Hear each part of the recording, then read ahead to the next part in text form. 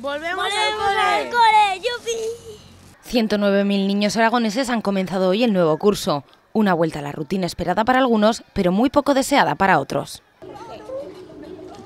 Por un lado porque quería ver a mis compañeros y por otro regular.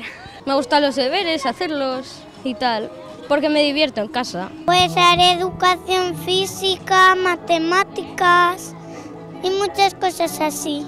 Lo que sí tenía ganas es de ver a mis amigos y a la nueva profesora y la clase, pero de estudiar poco a poco. Voy a hacer más amistades porque como nos cambian de clases con diferentes personas, pues voy a hacer nuevos amigos. ¿Qué es lo que más te gusta del cole?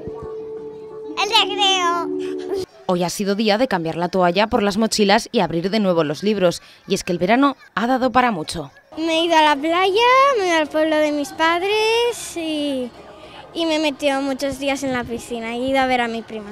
Pues ir a la piscina y al pueblo.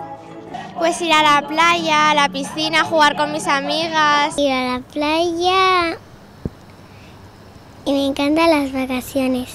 Para este nuevo curso, desde el Gobierno de Aragón continúan con su apuesta por el medio rural y la bajada de ratios. Además, se ha reforzado el modelo de bilingüismo y se han abierto nuevos centros. Estamos mejorando los centros, ampliándolos y bueno, y con las nuevas construcciones se pone en marcha. Pues hoy pondremos en marcha el aulario de primaria de Cuarte de Huerva, que pues ha sufrido algunas vicisitudes, pero bueno, hoy los niños de Cuarte se están escolarizando en primaria en el aulario propio y que hemos hecho un esfuerzo muy importante porque bueno, pues porque queríamos tener las obras a punto para hoy. Este jueves comenzarán las clases también en secundaria y bachiller.